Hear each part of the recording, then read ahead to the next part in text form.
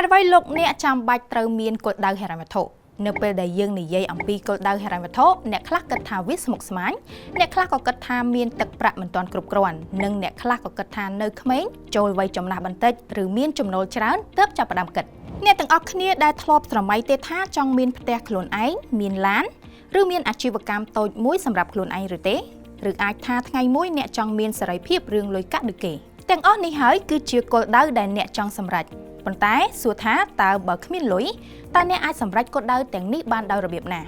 ប្រកបណាវាពិតជាពិបាកអញ្ចឹងហើយវាចាំបាច់ណាស់ដែលយើងម្នាក់ត្រូវតែមានគោលដៅហិរញ្ញវត្ថុសម្រាប់ខ្លួនឯងសំណួរសួរថាហេតុអ្វីបានជាយើងម្នាក់ត្រូវតែមានគោលដៅហិរញ្ញវត្ថុដំបូងបំផុតគឺវានឹងជួយជាកម្លាំងចិត្តនិងបង្ហាញពីទិសដៅច្បាស់លាស់ដើម្បីសម្រេចគោលដៅផ្សេងៗស្ទើរតែគ្រប់គោលដៅនៅក្នុងជីវិតរបស់យើងគឺត្រូវប្រើលុយដូច្នេះប្រសិនអ្នកមានគោលដៅហិរញ្ញវត្ថុច្បាស់លាស់អ្នកនឹងអាចសម្រេចវាបានដោយងាយនិងជាពិសេសនោះអ្នកនឹងមានកម្លាំងចិត្តនៅក្នុងការសម្រេចគោលដៅផ្សេងៗទៀតពេលខ្លះស្ថានភាពលុយកាក់មិនសូវល្អឬជួបបញ្ហាបន្តិចបន្តួចក៏ដោយប៉ុន្តែចុងក្រោយវានឹងជួយតម្រង់ទិសលោកអ្នកដើម្បីសម្រេចគោលដៅផ្សេងៗនៅក្នុងជីវិតលោកអ្នកផងដែរចេះចាយវាយមានវិន័យនិងគិតគូរជាងមុននៅពេលដែលលោកអ្នកមានគោលដៅហិរញ្ញវត្ថុច្បាស់លាស់លោកអ្នកនឹងអាចចាត់ចែងលុយបានប្រសើរជាងមុនសំខាន់គឺគ្រប់ការចំណាយរបស់ខ្លួនមិនចាយតាមតែចិត្តដឹងថាអ្វីគួរចាយនិងអ្វីមិនគួរចាយព្រោះអ្នកដឹងថាអ្នកមានគោលដៅហិរញ្ញវត្ថុមួយដែលអ្នកចង់សម្រេចជួយបង្កើនទ្រព្យនិងកាត់បន្ថយ stress រឿងលុយនៅពេលដែលយើងម្នាក់មានគោលដៅហិរញ្ញវត្ថុច្បាស់លាស់វានឹងជួយបង្កើនទ្រព្យទៅដល់លោកអ្នកដែលមានដូចជាលុយវិនិយោគលុយសន្សំឬទ្រព្យសម្បត្តិហើយអ្វីដែលសំខាន់ទៀតនោះគឺជួយកាត់បន្ថយសម្ពាធការខ្វល់ខ្វាយនិងបង្កើនក្តីសុខផ្លូវចិត្តផងដែរដោយសារតែអ្នកអាចគ្រប់គ្រងលុយកាក់របស់អ្នកបានគោលដៅហិរញ្ញវត្ថុចែកចេញជា3មានគោលដៅហិរញ្ញវត្ថុរយៈពេលខ្លីមធ្យមនិងរយៈពេលវែង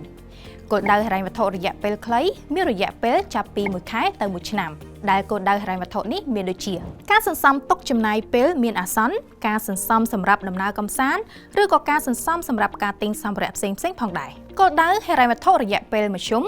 មានរយៈពេល1ឆ្នាំទៅ5ឆ្នាំឬលើសនេះក៏អាចមានឧទាហរណ៍គោលដៅហិរញ្ញវត្ថុសម្រាប់ការសិក្សាកូនការចាប់ផ្ដើមទិញផ្ទះឬជួសជុលផ្ទះជាដើមគោលដៅហិរញ្ញវត្ថុរយៈពេលវែងមានរយៈពេលចាប់ពី5ឆ្នាំ10ឆ្នាំឬ20ឆ្នាំជាការសន្សំសម្រាប់គោលដៅធំៗមានដូចជាការចូលនិវត្តន៍ការទិញផ្ទះនិងដើម្បីមានសេរីភាពផ្នែកហិរញ្ញវត្ថុទាំងនេះគឺជាតិចនិចខ្លះៗដែលអ្នកគួរមានដើម្បីសម្រេចគោលដៅហិរញ្ញវត្ថុរបស់លោកអ្នកគឺមានដូចជាទី1មានភាពច្បាស់លាស់និងជឿជាក់ទី2គោលដៅនោះត្រូវតែអាចវាស់វែងបាន